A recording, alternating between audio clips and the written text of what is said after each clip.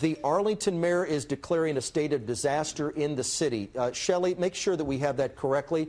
The Arlington mayor is declaring a state of disaster in the city of Arlington? That is exactly right. In fact, I have the proclamation right now in my hands, Pete. It says, be it proclaimed by the mayor of the city of Arlington that there's a state of disaster declared for Arlington to last up to 7 days. It goes into the fact that there's widespread and severe damage, injury. There's been property that's been damaged resulting from the tornadoes. So, yes, that was fast. Here it is in our hands in the newsroom right now, saying that it will not continue for more than 7 days. But the city council and the mayor are saying that absolutely today has been a terrible day.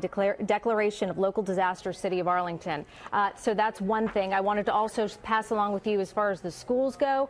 Fort Worth is releasing their kids right now, just like normal times. Releasing on normal times. DISD, again, still those kids are being sheltered in place. Grapevine is in lockdown. Rockwall in lockdown. Irving in lockdown. They're saying if you have elementary students, the buses will be delayed. They will get the buses out there, but on a massive delay. Same thing in Garland. They're waiting for the warning to be lifted, but they will get the buses out there once that happens and kind of play things by ear.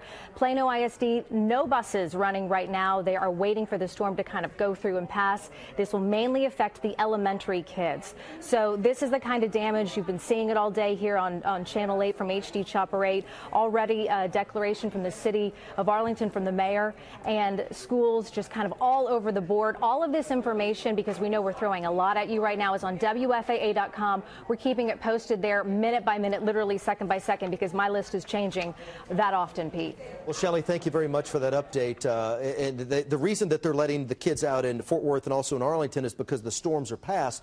They're not going to do that in Dallas County. They're not going to do that in Collin County. And Rebecca Lopez is outside right now. Rebecca, you are out in the field. Give us an update. First of all, tell me where you are and tell us what you know. Pete, I am in Lancaster, and it is amazing. I'm looking at a home where the roof from about a block away from another house landed on top of this house. There is severe damage in this area. I just talked to a gentleman who was here as the tornado hit. He said that he opened his door, he saw it, he ran, he jumped into the bathtub and began praying. He says he heard his entire home shaking, and at that time, he says, I just thought it was my time. He just prayed.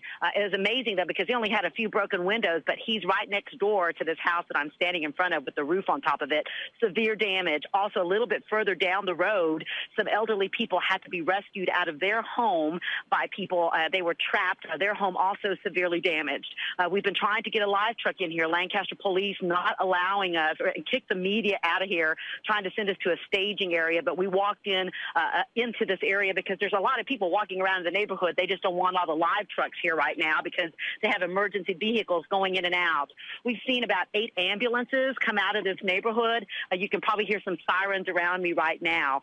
They've asked for the Red Cross out here. Also, the assistance of Dallas police. Lancaster PD and their emergency unit seemed a little overwhelmed with the damage out here. So we have also seen assistance from Dallas out here in this neighborhood. As soon as we can bring you a live shot, there's still lightning in our area. So as soon as we can bring you something live, we will show it to you and tell you the stories of some of the people that survived this. Hey, Rebecca, if you have an opportunity, if you can take some video on your cell phone, just email it to me here and we can get that on the air. So the live shot would be great, but if you could just get some video of the damage that you're seeing in Lancaster or anything else that you have, just email that to me here in the Weather Center and we can get that on the air immediately. I certainly will. And also, Pete, we're seeing a lot of downed power lines. The power lines down everywhere in this neighborhood. No electricity at all. So it's going to be quite some time before they're able to clean this up.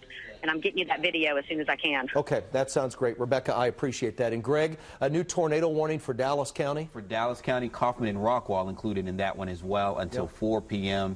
It's a storm moving northeast at around 30, just east of Dallas right now. Yeah, and here's the problem, Greg, that we continue to see. It's not this. Adam, let's zoom out. Let's take a look at the four-county map right now, if you will. It's not the line of storms that we're concerned about. It's these individual. Let's zoom out just a little bit more. My apologies. There we go. It's not these this line of storms. It's the individual storms that are popping up in advance of the main line. Those are the problem storms. Those are the storms that rotate. So let's zoom into this east side of Dallas County as we check out right along 30 and 20 here, right around Mesquite. That West of Seagoville. Just west of Seagoville. This is the one here between Seagoville, Hutchins, and Mesquite. So if we draw a triangle, Riley is right in the middle. That's the area of concern. If you live in Heath, if you live in Forney, this is the one that may produce that black area that we're looking at. That's the very large hail. Let's put a storm track from the leading edge and run it up toward Heath. Let's run it right through Rockwall County,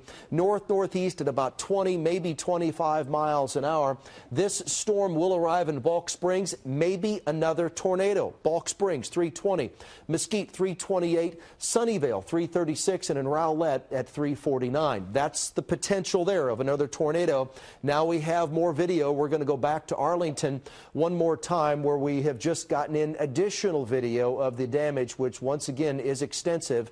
And you can see here for yourself, trees down, power lines down. And this is live view. You can look at this house, and you can see the left side of that house. I wonder if that's that nursing home, isn't it? I think that's that nursing home. I'm looking at the right side of that, and the windows. That looks pretty extensive in terms of the vehicles, the fencing in the background. I think that's he's shaking his hand, so yes. shaking his head, so yeah, he understands that that's the nursing home we talked about earlier. It would be the Green Oaks Nursing and Rehab Center in Arlington near I-20, where there were some minor injuries reported, as we were told earlier, Pete. Not aware of the extent, but as you see there, that was one of the wings there. It had several, like 5 or 6 wings radiating out from the center, and this one, the roof off, and it looked to be like a resident's room there. You saw the pictures hanging on the wall. It looked like someone's room, so I certainly hope whoever was in there got out in time. We're also hearing reports of large hail in Coppell, and some of our viewers have sent pictures and video of that, if we can bring that up and take a look at that. Right, we're working on that right now. And is this Wyatt Goolsby who's out there with that technology? Is that correct? Can we talk to Wyatt? Do we have that ability right now? Okay, we're going to see if we can get Wyatt up here in just a few moments. Yes, Gloria, that is the nursing home. We're going to check with Wyatt because I know he's been out all afternoon.